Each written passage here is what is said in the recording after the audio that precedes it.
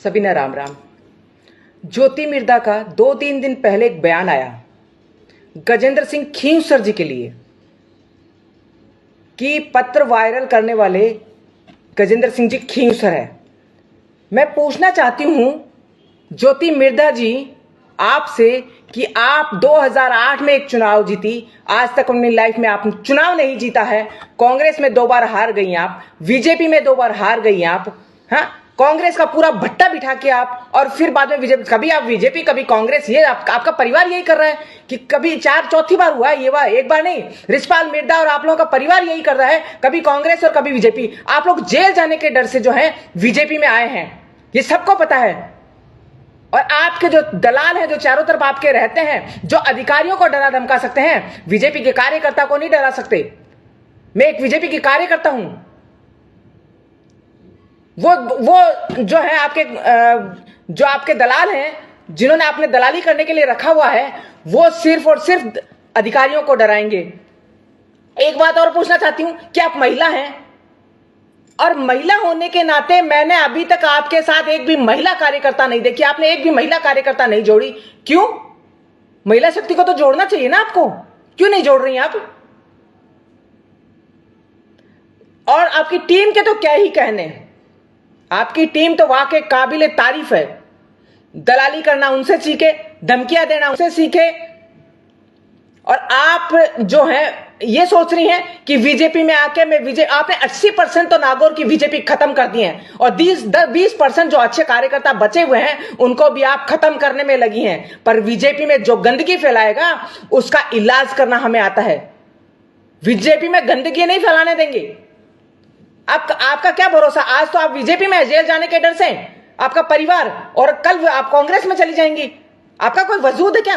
गजेंद्र सिंह जी खींवसर की आप बात कर रही हैं, तो वो कर्मठ कार्यकर्ता है बीजेपी के। अच्छा, उन्हें लगा कि उन्होंने कोई गलतियां की है खींवसर में, इसलिए उन्होंने खींवसर से चुनाव नहीं लड़ा और उन्होंने लाहौर से चुनाव लड़ दिया।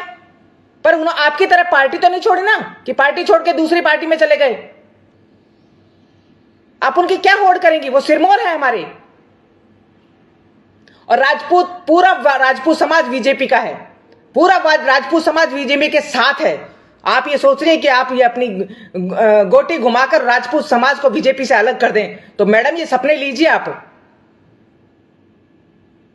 ये चौथा राउंड है आपके परिवार का, जो बीजेपी कांग्रेस करते हुए। आपने कांग्रेस का तो बिट्टा बिठा दिया।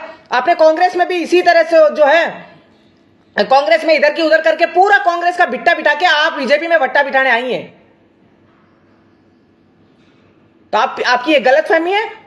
और गजेंद्र सिंह जी खींवसर के लिए आप ये सोच रही हैं कि मैं ये बोल दूंगी कि मेरा राज आ जाएगा, तो गजेंद्र सिंह जी खींवसर अभी सरकार में मंत्री हैं, वो जीते हुए हैं। आप उनकी होड़ नहीं कर सकती। आपने सांसद का चुनाव भी बीजेपी से हार गई, आप कांग्रेस से 2 बार हार गई, बीजेपी से आप सांसद हार गई, विधायक हार गई। आपके साथ आपका समाज ही नहीं है। गजेंद्र सिंह जी खींवसर के साथ 36 कौम है, और गजेंद्र सिंह जी खींवसर हैं जो कर्मठ कार्यकर्ता हैं बीजेपी के। आपकी जैसे दल बदलू नहीं है। तो आप हमेशा ये ध्यान रखिएगा कि ऐसे तोड़ने की कोई जरूरत नहीं है बीजेपी के लोगों को। आप सोच रहे हैं कि इस तरह के भड़काऊ भाषण देके और भड़काऊ तरीके से करके आप बीजेपी के कार्यकर्ताओं को तोड़ देंगी।